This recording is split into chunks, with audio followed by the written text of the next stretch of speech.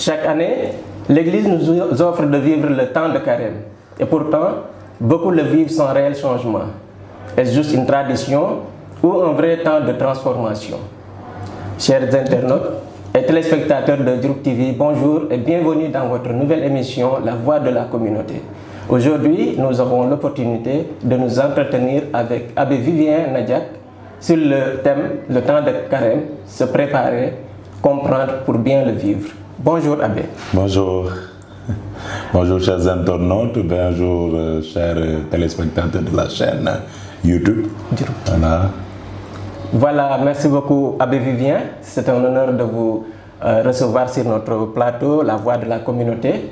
Alors, nous vous laissons le soin de vous présenter à nos internautes pour bien vous connaître. Merci. Alors, chers internautes, je m'appelle Abbé Vivien Nadiak. Je suis prêtre de l'archidiocèse de Dakar au Sénégal. J'occupe actuellement la mission, en tout cas j'ai une mission de vicaire dominical dans la fondation paroissiale Sainte Catherine de Sienne de Malika, qui se trouve dans le doyenné de Keur Massar. Et je suis aussi à l'économat diocésain à la procure pour ceux qui connaissent, voilà, de Dakar. C'est pour moi un immense plaisir de pouvoir partager ce moment à travers cette chaîne YouTube, n'est-ce pas, pour parler justement du carême, de comment le comprendre et de comment le vivre correctement. Voilà. Voilà, merci Abbé. Et pour démarrer cette émission, ma première question, c'est qu'est-ce que le carême? Oui, le carême, vous l'avez dit tout à l'heure, un temps privilégié, un temps fondamental que l'Église propose à ses fidèles, un temps de 40 jours qui permettent aux fidèles de pouvoir se préparer aux festivités pascales. Donc 40 jours de jeûne, de prière, de partage, mais 40 jours favorables pour que la transformation se fasse. Et l'idée est toute simple. Quand on reçoit les cendres, il y a ceci qui est dit pendant la bénédiction, afin que les fidèles qui reçoivent les cendres puissent arriver aux festivités pascales avec un esprit et un cœur purifiés. Donc, 40 jours, carême, 40 jours, qui permettent aux fidèles justement une transformation afin d'atteindre les festivités pascales où le Christ lui-même va s'immoler pour notre salut. 40 jours aussi fondamentaux pour les catéchumènes.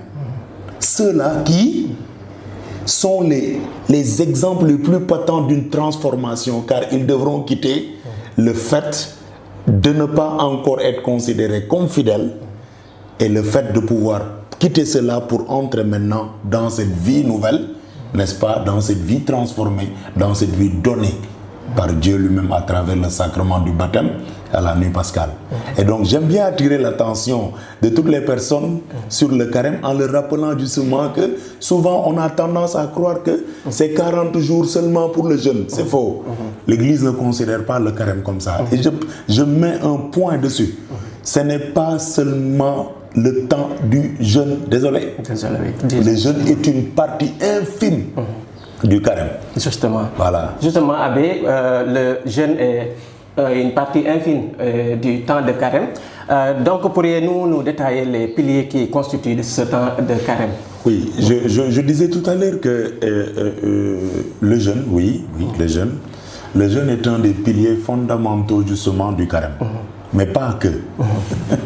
Et c'est bon que les gens le sachent. On ne vit pas le carême parce que le carême est seulement du jeûne. Non. Le carême va bien au-delà. Le carême est, oui, un moment de jeûne. Un moment de pénitence. Et quand on dit pénitence, tenez-vous bien, le jeûne fait partie intégrante de la pénitence, parce que la pénitence, c'est un état d'esprit que le fidèle est censé avoir pour dire, moi je quitte le mal que j'ai fait pour m'introduire dorénavant dans le bien que je veux et dont le Seigneur me rend capable. Le partage, il est fondamental aussi. Donc le carême, ce n'est pas seulement le jeûne, mais il y a aussi l'aspect partage qui nous amène à nous dire, puisque moi je fais un effort sur moi-même de pouvoir me priver de certains éléments, n'est-ce pas, avec le jeûne que je fais, je vais me rendre disponible à des personnes plus démunies pour leur partager ce que moi-même j'aurais, ce dont je me serais privé, n'est-ce pas? Et troisième élément, c'est la prière. Comment quelqu'un peut-il se dire, moi je suis dans une période aussi fondamentale pour arriver au temps pascal, au fête pascal avec un esprit purifié, sans pour autant être dans une connexion avec son Dieu, dans la prière.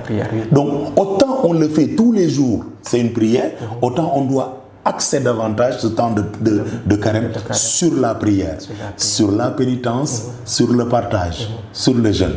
Ce sont cela des piliers du temps de carême. Mais j'aime à le dire encore, ce n'est pas que cela. Et j'ajoute justement l'accompagnement que nous devons avoir en tant qu'Église, en tant que fidèles déjà baptisés, l'accompagnement que nous disposons et que nous proposons à ces catéchumènes-là qui désirent recevoir Jésus-Christ et avoir une vie nouvelle en Jésus-Christ. C'est fondamental. Oui, c'est fondamental, Abbé, et surtout par rapport à la manière dont certains fidèles chrétiens aussi, il faut qu'on en revienne. Moi, ko ci kàllaama Kocc pour ñëpp mën ko dégg suñu façon bi ñuy wooree ci jamono bi nga xam ne moom mooy temps de carême bi ak li nga xam ne moom nga ñu wax léegi ci ay tegtal maanaam ñetti pàcc yi nga xam ne moo ëmb li nga xam ne mooy kooru chrétien gi bëggoon naa nga ñëw ci jox ñu ci itam ay firnde yu gën a leer lu ci jëm ci koor gi ndax am koor ñàkk a lekk bi kese la ndax itam séddoo bi ndax séddoo alal bi kese la waaye itam li nga xam ne moom mooy ñaan bi ndaka lañ ko war a gën a ñoŋale ci jamono bi. gis nga ci gàttal bu nu nee ni mboolem chrétien ci àdduna si sépp dafa am jamono joo xam ne ni baay bi daf leen ko jagleel ngir ñu rëccu lu bon lu ñu defoon yépp ngir mën a àgg ca jamono Pâques ja ak li Pâques tekki ci ñun n'est-ce pas ak xol ak xel goo xam ne ni soppali nañ ko setal nañ ko bu ñu nekkee ca doxalin googu noonu faaw ñu nangu ni woor gi bokk na ca koor gi mooy lan mooy nga tere sa bopp dara ci lekk jeeg ca naan nga ngir mën a joxe sa bopp ca yàlla looluy koor sa xel gi yëpp sa yaram gi yëpp sa xar kanam gi sax n'est-ce pas jublu ci yàlla ci ni ngay teree sa bopp lekk beeg naan baax mu di tàggat la nag ñaareel gi moo di ñu ne waaw nit kiy woor mais ci woor googu na koy gën a sellal ci ñaan waaw mooy ñaareeli pàcc gi ñetteel gi ñu ne waaw kiy woor mais woor gi pour mu daggan dëggantaan ci kanamu borom gi moo xam ne ni te di fàttali ni sunu koor wooruñu ko ngir neex kenn ci ñun mais dañuy woor ndaxte suñu digganteeg yàlla la te dama doon fàttali rek keroog ci àdda ba doomu taal ga dama doon fàttali mboolem chrétien ni borom sagu si ci psaume 50 bi lii la wax borom bi delloo ma bànneexu mucc ga ca français rends-moi la joie d'être sauvé te boo nangoo ni Seigneur moo lay joxaat nga jotaat ci bànneexu mucc ga mais defoo koor gi dundoo koor gi ngir neex sa papa sa yaay wala labbe bi da nga ko dund ngir neex yàlla kon moo taxit ñaareelu pàcc gi moo di prix ñaan gi sama diggante gi yàlla ensuite ñetteel gi ñu ne waaw maa ngi koy jëmantal ci borom ba mais man sama wàllu bopp la ci lan laa ne koor waaw mais koor ci pénitence mooy nit ki mi ngi toog ci xelam ci xalaatam ci xolam gi yëpp mi ngi rëccu bëgg bàyyi li bon lépp li mu def ngir jublu ci lu baax li ko yàlla sant te yàlla namb ci moom xam nga ñetteel gi nag moo di ñetteeli pàcc ga ca koor gi nga ne nekk jamono koor gi nga ne ñu ne waaw yow defal nga yàlla ca ñaan nga tere nga dara sa bopp maanaam ci pénitence ba n'est-ce pas ensuite ñetteel gi ñu ne waa miskin bi doxandeem bi bayo ba ñooñu naka laay def ba li may woor man nekk ci di ci jublu sama borom di ci jublu ci sama mucc ga mais naka lay xalaate koo xam ne ni amul mooy ñetti pàcc yi ñu koy woy les ñetti pët pénitence partage et prière loolu itam ci koor gi la bokk donc mu bëggoon ñuy boole plutôt koor gi ak pénitence bi koor gi ak ñaan gi koor gi ak partage bi. parce que daf ci bokk quoi. te xel gi noonu la. itam donc damay taxaw tuuti ci koor gi.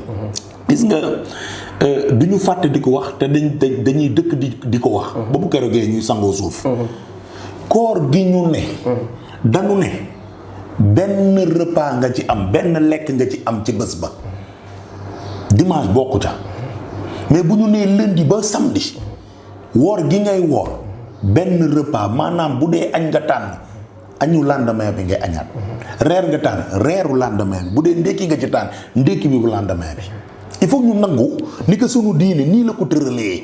kon justement abe suñu koor bi amul comme ni ñuy waxee ndogu. genre non c'est-à-dire benn repas bi nga am. léegi nag médecin yi nee nañu waaw bon lekkoo journée bi yëpp.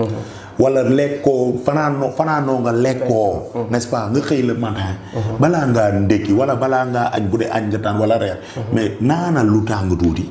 doog a reer. mais duñ ñun suñu diine woowee ñu ko ndogu. du ndogu. da ngay reer. wala da ngay añ. wala da ngay ndékki. yaa ngi comprendre. donc dafa baax nit ki xam que te dundee ko te ñun suñu diine dañ ne ni nit ki bu amul 18 ans. koor wàcc na ka. maanaam xale boo xam ne ne amagoo 18 ans maanaam fukki at ak juróom-ñett amagoo droit woor xaaral léegi jàngu bi ne la ci mandement de carême bi mu ne la comme jotagoo ca at googu li ñu lay ñaan mooy nga wàññi li nga tàmmoon di def bu doon da nga doon lekk ay friandises yu bëri ay biscuits yu bëri da ngay partager mu doon sa effort de carême itam ñenn ñoo xam ne ni dépassé nañu 60 ans ba jëm kaw maladie yi topp leen ak ñoom seen jàngoro yi topp leen ñooñu koor ga wàcc na leen ñu ne itam ñenn ñoo xam ne ni jamono joo xam ne ni toll nañ ci dañoo feebar entre 18 ans ak 60 ans n'est-ce pas feebar nañu koor googu wàcc na leen itam n'est-ce pas du loo xam ne ni dañ koo teg naan dafa nar a diis sa kaw déet koor gi da nga koy tànn nga dund ko. ku mën 40 jours yi début ba fin na nga ko woor 40 jours. waaw abe am na benn itam fait boo xam ne ñu ngi koy peut-être mën nañ ko nemmeeku ci par rapport ci li ngay wax léegi rek ci wàllum koor gi ndogu yeeg yeneen ak yooyu le jeûne par exemple boo wooree est-ce que naan ndox bi mën na la itam tere ne nga am nga koor. oui en fait c'est-à-dire nag bu ñu nee koor gi. koor gi nag moom koor moom dafa leer doo naan doo lekk. nay leer de wax ji moom nay leer. maintenant nangu nañu ni nit ki moom bëgg na def effort carême bëgg na woor mais woor gi nag mënu ñàkk naan ndox parce que moom bu naan leen ndox boppam dafay métti genre yooyu cas au cas la mais koor gi dëggantaan mooy lekkoo naanoo te dama bëgg a fàttali leen loo xam ne ni dañ ko bëgg a fàtte gis nga sunu koor ci sunu diine chrétien am na ñenn ñoo xam ne danañu woor ci jamono joo xam ne nekkul ci jamono koor gi sax. am na ñoo xam ne dañ tànnal seen bopp mercredi vendredi at jot dañ koy woor. am na ñenn ñoo xam ne dañ nekk ci benn projet ci ay jëmalin yoo xam ne ni. ñoom dañu nangul seen bopp woor 10 jours. woor 15 jours.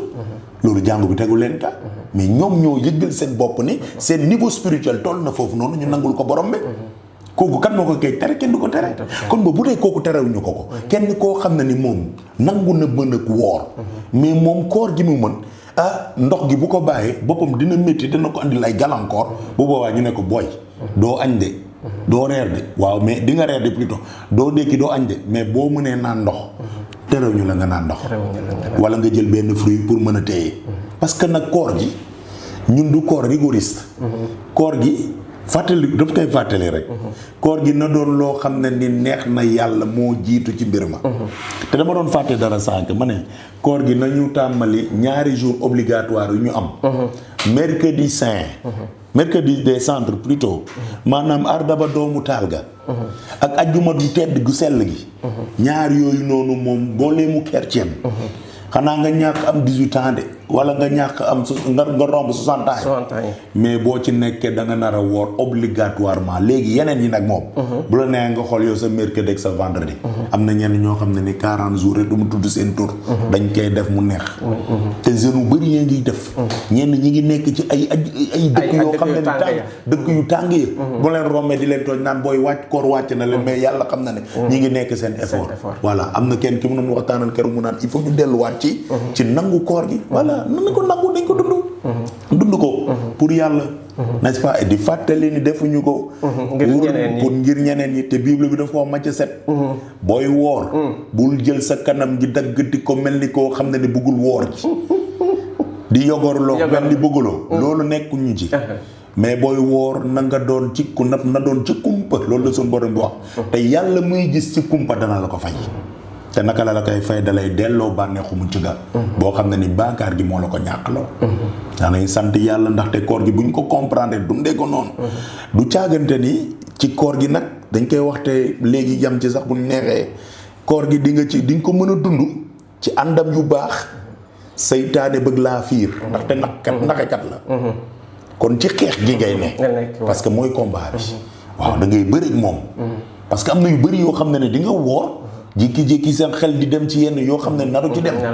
te dañ ciy wax ak internet yi. ne leen ni loolu terew la nga continuer koor gi. te damay waxaat leneen loo xam ne ni dafa nekk di law ci biir sunu diine chrétien ñenn ñi di ko dégg. di yaakaar noonu la demee. ma bëgg ko leeral rek. parce que tey ngeen nga ci internet yi. te démb rek maag sama nawle làbbe ñu ngi ci waxtaan. ñu ne koor gi nit ki ndax mën na woor ndax bu wooree par exemple. ne moom day reer. diggante bi mu dem meesu 13h ndax mën na communier. est-ce que bu communier yi dans le corps et le sang de notre Seigneur Jésus-Christ. est-ce que day dog amu fa de. nañ leer boo wooree ne da ngay reer. ci diggante bi nga dem mees bu la neexee nga communier loolu dogalu la sa koor ga luy dogal sa koor mooy tànn reer gi nga tànn googoy dogloo sarga te communier bi dafa tedd ba yow munoo toog naan ñu looloo lay dogloo boobu benn bi la dama bëgg mu leer mbokk ñi yan internet yi booy woor boo jàngee mees ci diggante bi nga toog ne reer nga démb ak reer gi ngay waaj a defaat ci diggante bi boo fa jàngee mees terewul nga jël communier boobu benn la ñaareel gi te dafa nar a leer ma koy wax ci sunu soxna yi jigéen yi ñoo xam ne ni yàlla dafa def ba naturellement dafa am jamono joo xam ne ni dafa am leen di jénn ci ñoom loolu di jénn ci ñoom terewul leen ñu woor bu dee mënuñu ko diine bi nee na waaw garaawul bu dee daf lay sonal bul woor mais loolu nekkul benn yoon baakaar bu lay tere woor ci sunu diine terewul benn yoon parce que Lévitique bi moo ko njëkk a wax ci Ancien Testament bi la ñu ne waaw jigéen boo xam ne ni day gis ay mbaaxam bu boobaa moom dafa nar a def bain spirituel loolu Ancien Testament bi la ba ñu ne woon ni jigéen googu noonu nga xam ne ni doon gis mbaaxam noonu normalement narul laal keneen bu ko laalee ku mu laal noonu kooku moom itam dafa nar a dem sangu loolu Ancien Testament bi la mais ñu seet ni suñu borom Yeesu Krista mais toog na di dox ba muy dox ba dem ba ñu ne ko doomu nit ki Jaïr dafa doon waaj a gaañu xale googu amoon 12 ans muy dox di dem di ko seete ji mais bi muy rombee benn jigéen goo xam ne ni da doon am ay hémorragie pendant 12 ans laal na ka te xam ngeen ci diine boobu noonu jamono jooju jigéen goo xam ne ni deret doon jël ci moom narul loon laal kenn mais laal na sunu borom ngir wër kon ce qui veut dire que terewatuñu par sunu Seigneur terewatuñu kooku noonu di laal borom bi kon li xewoon noonu daanaka le fait que sunu borom nangu ñu laal ko te baa xam doon jénn noonu n'est-ce pas kon loolu firnde na lii ancienne loi bi doon wax jeex na tàkk sunu borom Yeesu Krista dafa leer na dégg lay laaj kon boog ñun sunu jigéen ñi ci jamono koor gi bu la yàlla defalee ba sa période toll ci diggante googu noonu bain spirituel wàcc na la ay mbaxum bain spirituel wàcc na la koor gi rek remplacé na bain spirituel bi parce que koor gi ngay def sa borom nga ko defal te liy génn ci yow dafa naturel ba yow naratoo ci tiit naan non man lii na moo tere ma woor bu dee léegi nag da nga décider ne man lii daf may andi lay compliqué am na ay jigéen yoo xam ne ci période day métti ci ñoom bu dee loolu noonu tax na ba munoo woor nga wàcc na la du noonu. D'accord. Leer na nañ. donc kon yooyu noonu di leer. Alors Abbé, pour revenir un peu en français, alors nous allons aborder un tout petit peu un contexte peut-être genre théologique. Oui. Que nous dit le mandement de carême de cette année 2026? Oui, le mandement de carême, comme on le sait d'habitude, c'est un texte que les évêques de la conférence épiscopale, n'est-ce pas, Sénégal, Guinée-Bissau, Cap-Vert, Mauritanie, n'est-ce pas, nous propose pour accompagner notre démarche de foi. Et le mandement de carême est revenu, comme d'habitude, sur comment le chrétien doit vivre son carême. Tel âge, tel autre âge, les efforts de carême. Il est revenu aussi sur les aspects tels que voilà, le mercredi des cendres et le vendredi saint sont des jours obligatoires de jeûne, n'est-ce pas? Il est revenu sur l'abstinence, voilà, sur plein de choses. Mais il est revenu essentiellement aussi sur un thème qui est fondamental et que je rappelle, c'est que à partir de la dernière réunion, l'Assemblée générale des conférences épiscopales réunies de l'Afrique de l'Ouest, appelée CERAO, les évêques ont pensé que pour les églises d'Afrique, il est temps de pouvoir être des églises autonomes, des églises synodales au service de la justice et de la paix. Et c'est dans ça là que justement le mandement de carême est venu pour alerter, pour attirer l'attention des fidèles chrétiens. Comment nous, fidèles chrétiens qui vivons ce carême, pouvons être capables de participer à l'avènement d'une église synodale autonome au service de la justice et de la paix. Synodalité parce que justement, nous sommes tous appelés à faire partie de cette barque de l'église-là, de ce corps de l'église qui marche ensemble vers une dynamique claire et nette, vers une perspective en ligne de mire qui est le salut. Ensuite, puisque nous sommes une église synodale, nous sommes appelés à être autonomes dans le sens où nous avons nos propres ressources. Nous avons une maturité spirituelle à nous d'user de nos ressources propres pour tendre vers une liberté, vers une indépendance. Et justement quitter le fait d'être toujours dépendant d'une aide extérieure, qu'elle soit spirituelle ou financière. Enfin, être au service de la justice et de la paix dans le contexte ambiant africain. Voilà, ils ont rappelé l'essentiel de pouvoir être ces ponts, ces bâtisseurs justement d'une église qui est au service justement de la justice et de la paix. Sachant que la justice et la paix sont toujours ensemble. Fondamentalement, quand on est dans un pays de justice, on est forcément dans la paix. Quand on a la paix, ça promeut aussi la justice quelque part. Et donc, le mandement de carême a insisté sur ça. Je le dis aux internautes et je les invite vraiment à pouvoir se procurer le mandement de carême pour le lire. C'est une lecture de 5 minutes, une lecture de 6 minutes. Ça te permet d'avoir vraiment les éléments de base pour avancer dans ta marche commune avec les autres dans ce carême. Dans ce carême. Alors, Abbé, en plus aussi, vous avez tout à l'heure évoqué le contexte des réseaux sociaux. Dans ce monde où nous vivons actuellement, comment vivre le carême concrètement avec les distractions, les réseaux sociaux et autres? C'est une question qui est très belle, opportune et pertinente. Parce que hier, j'ai eu la grâce, et je le partage, les filles du 5 heures de Marie, c'est une congrégation du Sénégal, n'est-ce pas? Les filles du 5 heures de Marie, avec la province de Dakar, elles ont commencé depuis quelques années à faire des podcasts permettant aux différentes religieuses de la congrégation de présenter une thématique. J'ai écouté aussi par ailleurs une religieuse, fille de la résurrection, une congrégation de droit diocésain pour le diocèse de Ziguinchor, qui a fait aussi un podcast concernant le carême. Et dans le premier podcast, la sœur, je cite son nom, la sœur Claudie Kaline, elle disait que justement, il va falloir que pendant le temps de carême, et comment vivre le temps de carême, il faudra aussi qu'on évite les distractions des réseaux sociaux, de l'Internet. Et c'est fondamental. Je répète ce que je disais. Nous vivons notre temps de carême non pas pour les autres, mais nous le vivons pour Dieu. Quelle est la place que nous donnons à Dieu? Est-ce que cette place-là, elle n'est pas remplacée souvent par le fait qu'on veut discuter ou bien voir des images ou bien voir des réels, n'est-ce pas, qui nous amèneront au loin là-bas, alors qu'on a besoin de cette proximité avec Dieu. Et donc, elle a interpellé les gens en leur disant, faisons attention aux réseaux sociaux. Et moi, je reprends ce qu'elle dit pour dire justement, la meilleure manière de vivre ce temps de carême, ce n'est pas forcément d'être plongé dans les réseaux sociaux. Est-ce qu'on ne pourrait pas remplacer, par exemple, les 30 minutes que nous passions dans les réseaux sociaux, que nous puissions en prendre 5 maintenant qu'on donne aux réseaux sociaux, et les 25 minutes que ce soit l'occasion pour nous de nous retirer dans le plus secret de notre chambre, ou bien de nous retrouver dans une église, dans le coin de l'église, devant le tabernacle, pour consacrer 25 minutes de notre journée au Seigneur. Ça peut être très bénéfique pour la plus grande gloire de Dieu, pour notre salut. Et j'insiste sur le deuxième podcast rapidement, parce qu'il était question dans le deuxième podcast du silence. Vous savez, le vendredi saint, c'est un jour fondamental pour notre foi chrétienne, qui nous interpelle par rapport au silence que nous devons avoir, alors que notre Seigneur est mort pour chacun et chacune d'entre nous. Et la religieuse, sœur Stéphanie, elle s'appelle, elle insistait dans son podcast sur le fait que on a, comme nous autres chrétiens, oublié le silence imposé pendant le vendredi saint. La liturgie de l'Église, la théologie de l'Église insiste essentiellement sur le silence. Le vendredi saint est un jour de silence. Et ce silence doit régner jusqu'à la nuit de Pâques. Tout est dénudé, tout est enlevé dans nos églises.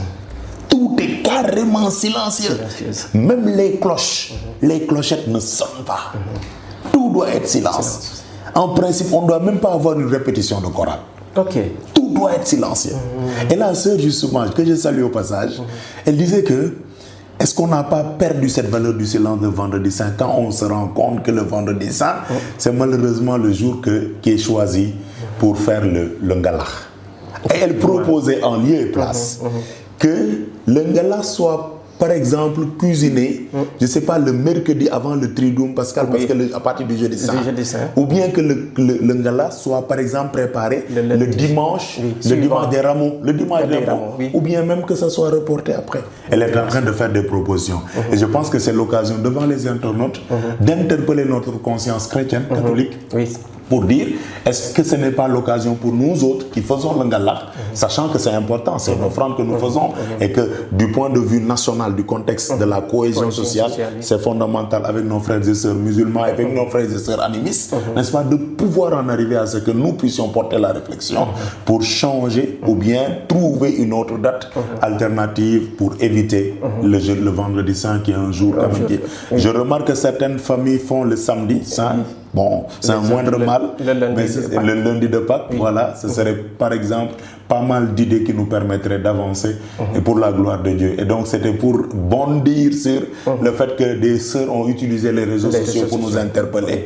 Et vous aussi, ce que vous êtes en train de faire avec moi, c'est pour que justement on utilise autrement les réseaux sociaux pendant le temps de carême. Et ça nous permet même de dire, est-ce que c'est pas l'occasion pour le temps de carême, d'utiliser les réseaux sociaux en prenant justement des thèmes d'enseignement comme ça qui nous permettent de revenir à l'essentiel de notre foi chrétienne et surtout à l'essentiel du carême.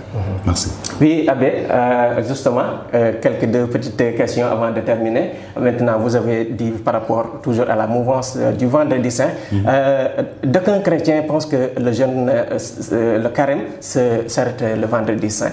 Que direz-vous de cela? Oui, moi, pour ma part, c'est 40 jours qu'il faut. Oui, moi, c'est le samedi, excepté les dimanches, justement. Excepté les dimanches. Si on comptabilise à partir du mercredi des cendres jusqu'au samedi saint, c'est là où on a les 40 jours. C'est clair. Donc, ceux qui ont décidé de jeûner les 40 jours, si vous ne prenez pas le samedi saint, vous n'avez pas encore eu les 40 jours.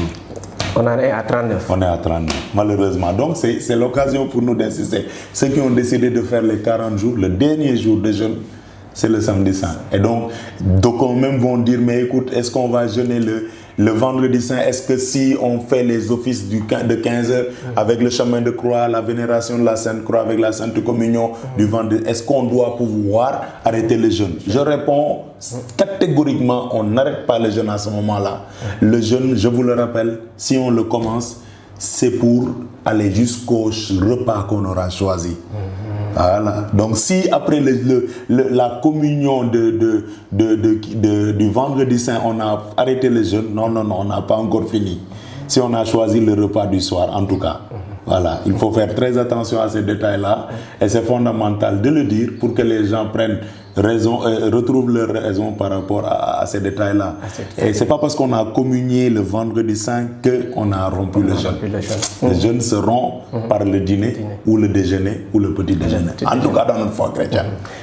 leer na avec ma jeexale ak question bi rek balaa ngay tàggatoo gis nañ ne ren nag suñu maanaam jamono koor yi mu nekk ci chrétiens yi ak musulmans yi dafa maanaam doorandoo léegi ban taxawaay la ñi nga xam ne ñoom ñooy chrétiens yi wala ñi nga xam ne ñoom ñoo bokk dëkk bi nekk aji ngëm la ñu war a doxalee ba ñu mën a dund toujours cette cohésion sociale pour ne pas dire dialogue islamo-chrétien.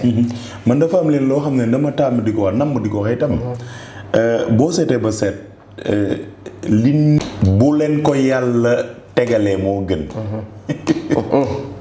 wax lay de. wax la gis nga ñun ñaar buñ nee chrétien beeg musulman bi. nañ ñoom ñaar nañ koy doxalee nii. ñoom ñu tànnal ke seen bopp. déjà rafet na de. mais bu leen ko yàlla tànnaloo nag.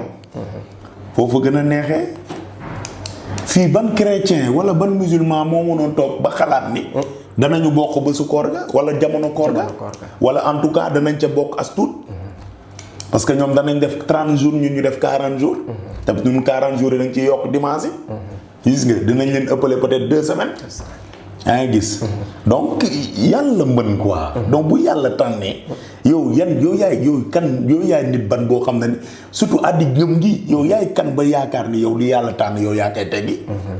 kon nañ ci duglu nañ ci dugg. voilà et dama doon toog barki démb plutôt wala samedi. ci gaaw gi ma dem ci station bi tombé benn grand boo xam ne ni moom musulman la. bi ma ko nee man Abbé Vivien laa tudd mu ne ma grand nañu ñaan yàlla rek. yàlla rek a mën. donc dama koy firnde quoi waxam la. mais wax joo xam ne ni d'accord naa ci. waaw yàlla nañu yàlla nangul ñun ñëpp suñuy ñaan. chrétien bi musulman bi yàlla nangul ñu ñaani ci jamono koor gi. di fàttali nit itam ci particulièrement de gis nga chrétien bi buy dund kooram.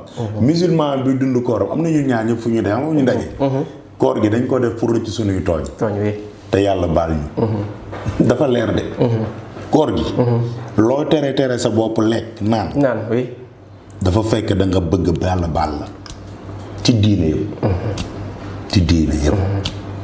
baakaarkat mooy nangu woor ngir yàlla baal la itam nga nangu ci jot sa mucc. chrétien beeg musulman bi. yàlla nañu yàlla dëkk diñu defal jàmm. waxuma ko waxu cohésion mais aljana gi ñuy ut ñun ñëpp. nañu gënal. loo xam ne ni yàq na diggante. te fii yàlla tànn moo gën fuuf. ba romb ko. fi ñaari nit ñoo xam ne ni bokk ñu yéene tànn. yàlla moo ñu tànnal lii moo koy def. ci pexem la. ci mëninam la. ci bëgg-bëggam la. ci darajaam la itam. waaw dafa leer. yàlla nañu yàlla defal jàmm. te itam yàlla na yàlla def ba buñ ko amee ren ñu toogaat peut-être 20 ans ñu amaat ko. di ko fàttali ñoo xam ne ni doog a jund. ne leen ni jamono jooju. te am na ñu bëri ñoo xam ne ni ñu ngi ciy liggéey. di def ay émission am na yuy ñëw yàggatul yoo xam ne ni gars yi ñu ciy liggéey. parce que li yàlla def quoi. yàlla nañu yàlla defal jàmm. yàlla defal jàmm. amiin waay waaw yàlla nañu yàlla defal jàmm ñun ñu bokk koor gi mu nekk loo xam ne ñun ñëpp ko seq jamono bi. xam naa ne chrétien yaa ngi woor musulman yaa ngi woor léegi moom ñiy woorul moom xam naa ne joolaay la wala mankañ yi wala njaago yi waaw sûrement alors Abbé Vivien ñu bàyyi la nga tàggatoo ak suñu internaute Diouroup TV joxe sa kàddu bu mujj. waa di sant yàlla merci rek yàlla na yàlla def ba nu ñuy seetaanante ni jàmm gën a dëkk ci ñun bu fekkee ni ci kàddu yi juum nañ ci dara ay nit rek lañu waaw na ngeen ñu nangu jéggal te itam yàlla def ba loo xam ne ni juum nañ ci yéen fi ngeen toog di liir am xam-xam ngeen wooñu nañu lii de juum ngeen ci. est-ce que doo leen rectifier léeg-léeg pour que dëwën wala at. ñu mën ci jubluwaat bu baax a baax. di leen gërëm yéen ci seen taxawaay yéen ñi yore page bi. xam na ni gannaaw ni ngeen ni wasaare. n'est-ce pas ay yëg ay nouvelle n'est-ce pas. yéen a ngi def itam seen pàcc ci seen warugal plutôt ci seen diine. voilà yàlla fay. itam chaîne YouTube bi jëm ca kanam vues yi gën a bëri. yàlla na doon ay 2 millions de vues 3 millions de vues. ngir lépp li ngeen ci sentu yàlla may leen ko. amiin Voilà, une petite prière pour clôturer. Oui, nous rendons grâce au Seigneur. Le Seigneur soit avec vous et avec votre esprit. Dieu éternel et tout-puissant, ta parole nous a révélé que ta parole ne descend jamais sans pour autant accomplir ce pourquoi elle a été prononcée. Isaïe chapitre 55, versets 10 à 11. Que ta parole que nous avons voulu proclamer, que nous avons voulu partager selon ta grâce, que cette parole produise tous les effets escomptés sur tous les internautes qui nous suivent. Que ta parole soit bénédiction pour les musulmans qui vivent leur temps de Ramadan. Qu'elle soit aussi bénédiction pour tous les chrétiens catholiques qui vivent leur temps de carême. Que tous les efforts consentis par les musulmans et par les chrétiens catholiques durant ce temps de carême et de Ramadan soient paix et salut pour notre pays, le Sénégal. Qu'il en soit ainsi aujourd'hui, demain, pour les siècles des siècles. Amen. Que Dieu vous bénisse. Dans le nom de Jésus-Christ, au nom du Père et du Fils et du Saint-Esprit. Amen. Voilà, merci beaucoup chers internautes et téléspectateurs de Diouroup TV. C'en est tout pour aujourd'hui, pour ce numéro de votre émission La Voix de la Communauté. Nous avions eu l'immense plaisir d'accueillir Abbé Vivien Nadiak. Nous nous entretenions sur le thème le temps de carême, se préparer, le comprendre pour mieux le vivre. Nous nous donnons rendez-vous pour un autre numéro et nous remercions également nos équipes en régie, plus particulièrement à Abdul Aziz Diouf. Merci, au revoir.